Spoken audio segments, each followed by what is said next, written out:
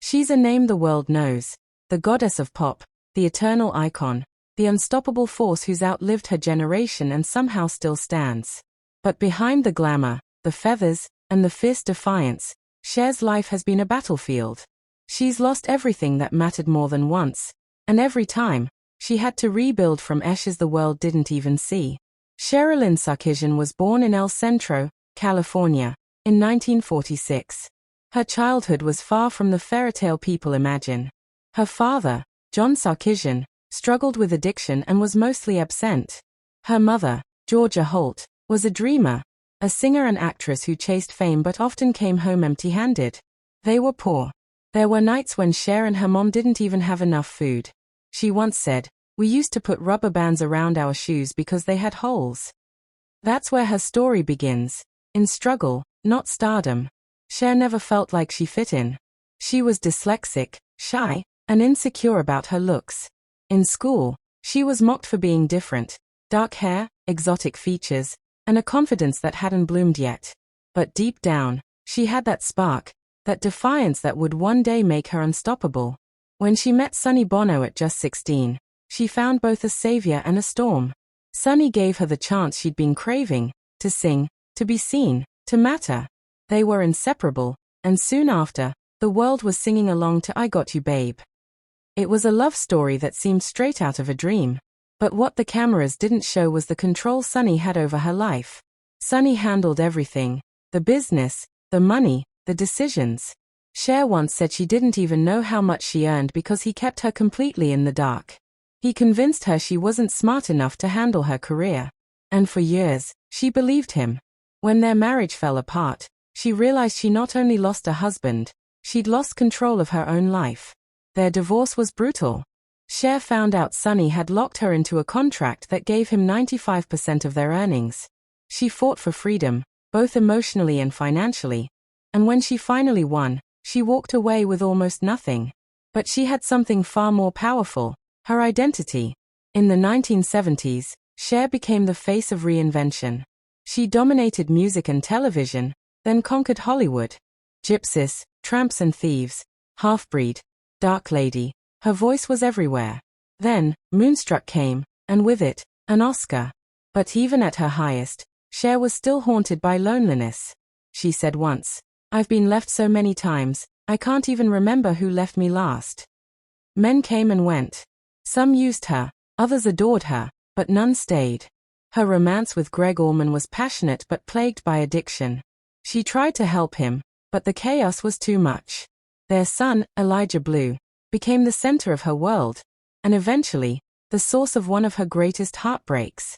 As Elijah grew up, he struggled with the same demons that destroyed his father: drugs, depression, and rebellion. Their relationship became fractured, and tabloids painted Cher as the cold, controlling mother. But those who truly know her say the opposite. She was a woman begging the world to understand she was trying to save her son. She once said, "If I could trade all my fame to fix my family, I would." And then came another blow, Sonny's death. In 1998, Sonny Bono died in a skiing accident. Cher was in complete disbelief.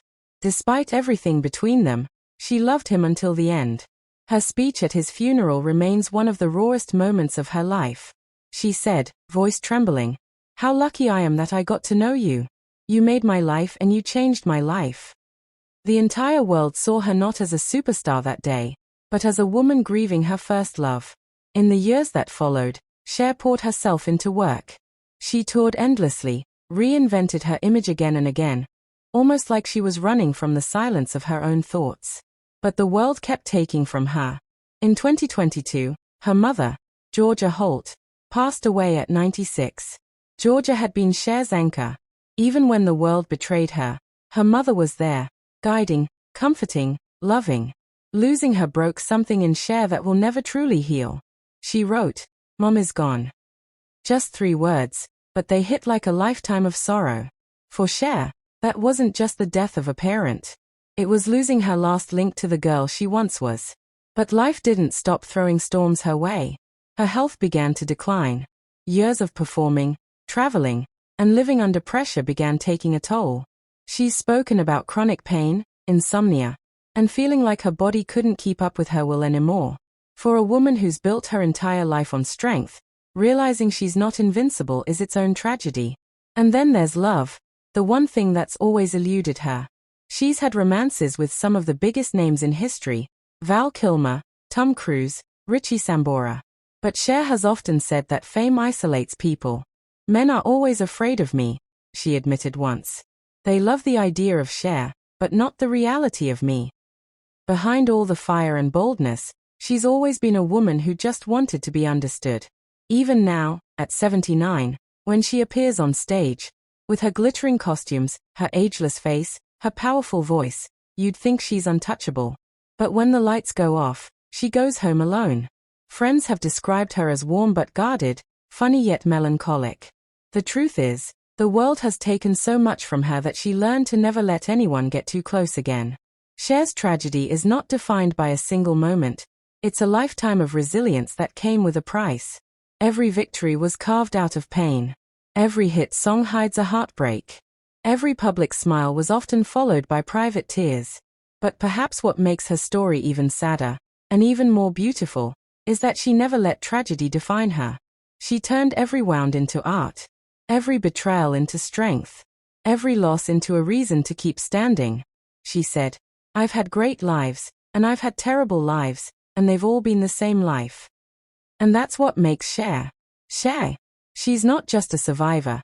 She's proof that no matter how much life takes from you, you can still rise.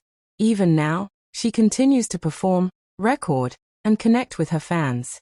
But sometimes when you see her speak in interviews, there's a flicker, that soft sadness that comes from living too long and loving too deeply. She's seen everyone she loved fade away.